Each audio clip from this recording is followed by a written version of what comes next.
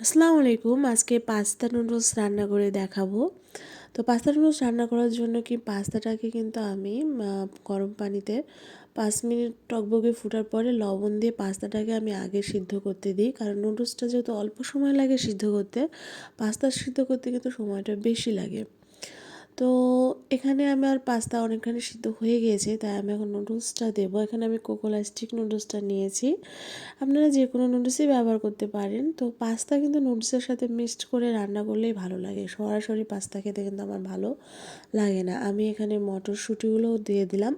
তো নুডলসটা আমি এখানে জাস্ট একটু বলক উঠে নিয়ে আমি নামিয়ে নেব, কারণ আমি এখানে পুরোপুরি সিদ্ধ হতে দিই না, কারণ নিচে নামানোর পরে গরম পানিতে ওটা সিদ্ধ হয়ে যায়। এতে করে নুডলসটা আমার অনেক ভালো থাকে। তো দেখুন আমি কিন্তু নুডলসটা নামিয়ে নেব এখন, এবং নিয়ে নিচে কিছুক্ষণ ৩-৪ মিনিট রেখে দেবো। এটা আমার এমনিতেই সিদ্ধ হয়ে যাবে।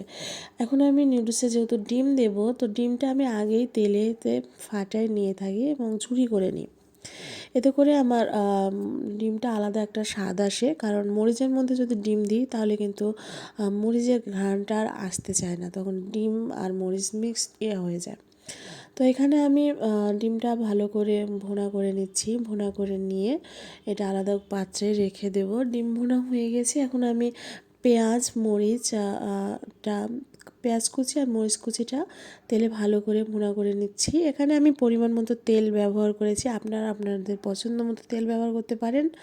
তো পরিমাণ মতো তেল ব্যবহার আমি এখানে, যেহেতু সস নেই তাই সস হিসেবে আমি এখানে টমেটোটা কুচি করে কেটে দিয়েছি। এটা পেঁয়াজের সাথে আমি ভুনা করব। এতে করে আমার সসের কাজটা কিন্তু হয়ে যাবে।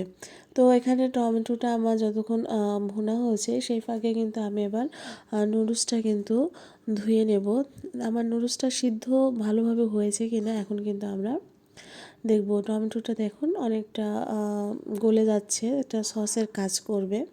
দেখুন আমার নুডলসটা কিন্তু সিদ্ধ হয়ে গেছে। আমি কিন্তু জাস্ট একটা বলক দিয়ে নামায় নিয়েছিলাম, যে গরম পানির সাথেই কিন্তু এটা সিদ্ধ হয়ে যায়। এতে করে কিন্তু নুডলসটা আমার বেশি ঘাঁটি হয় না, ভালো থাকে। এদিকে নুডলসটা আমি ধুয়ে নিলাম ঠান্ডা পানি দিয়ে। দেখুন পাস্তা নুডলসটা আমার দুটোই ভালোভাবে সিদ্ধ হয়ে আছে। এটা কিন্তু একেবারে ঘাঁটি করবেন না, বেশি সিদ্ধ করলে হয় কি খাবারটা কিন্তু টেস্টি হয় না। আমি এখন এতে গাজর দিলাম। গাজর দেওয়ার পরে আমি পরিমাণ মতো লবণ ব্যবহার করব। লবণ ব্যবহার করার পরে আমি নুডলসটা কিন্তু এর ভেতরে দিয়ে দেবো। নুডলসটা এর ভিতরে দিয়ে এবার নুডলসটা আমাকে ভালোভাবে নাড়াচাড়া করতে হবে। এবং আমি যেহেতু ইন্ডাকশন চুলায় রান্না করছি, এখানে হাজার পাওয়ার দিয়েই রান্না করছি, যেহেতু বেশি আঁচ দেওয়া যাবে না।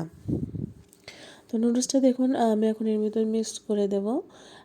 যেহেতু আমি এখানে মটরশুঁটি ব্যবহার করেছি, কালারটা কিন্তু আমার অনেক ভালো এসেছে। মোবাইলে অতটা ভালো কেন আসেনি ভিডিওতে বুঝলাম না, কিন্তু আমার কালারটা কিন্তু খুবই সুন্দর লাগছিলো। নুডলসটা আমি এটা ভালোভাবে মিক্সড করতে হবে, কারণ নুডলসের স্বাদটা তখনই ভালো লাগে যদি এর সাথে সমস্ত লবণ, যেহেতু এখানে আমি টমেটো ব্যবহার করেছি, পেঁয়াজ মরিচ সম্পূর্ণটা ভালোভাবে মিক্সড হয়ে যায়, তাহলেই কিন্তু নুডলসের স্বাদটা ভালো আসবে। এবং এর সাথে আমি যে প্রথমে ডিম ভুনা করে রেখেছিলাম সেই ডিমটাও ভালো করে এর সাথে মিক্সড করে দিলাম।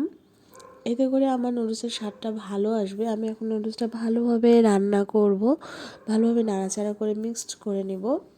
এবং শেষে ব্যবহার করব যে আমার কোকোলা স্টিকের সাথে যে আমার নুডলসের মশলাটা ছিল, সেটাও আমি এর সাথে ব্যবহার করব। আপনারা চাইলে এর সাথে আপনার ক্যাপসিকাম বা শসা অনেক সবজি ব্যবহার করতে পারেন। তো আজকে আমার ক্যাপসিকামটা ছিল না, আমি টমেটো আর গাজর আর মটরশুঁটি ব্যবহার করলাম। তো এর সাথে আমি ক্যাপসিকাম ব্যবহার করি। তো এটা দিয়ে আমার নুডলসের স্বাদটা অনেক ভালো হয়, এবং আমার মেয়েও কিন্তু নুডলসটা খুব পছন্দ করে। তো আপনারা এভাবে কিন্তু পাস্তা নুডলসটা রান্না করে খেতে পারবেন। এতে দেখবেন যে আপনার পাস্তাও ভালো হয়। আর সাধারণত নুডলস অল্প থাকলে সেখানে আমি পাস্তা ব্যবহার করি, এতে আলাদা একটা ফিউশন আসে। তো দেখুন আমার পাস্তা নুডলসটা হয়ে গেছে। তো আপনারা এভাবে সবাই রান্না করে খাবেন। ধন্যবাদ সবাইকে।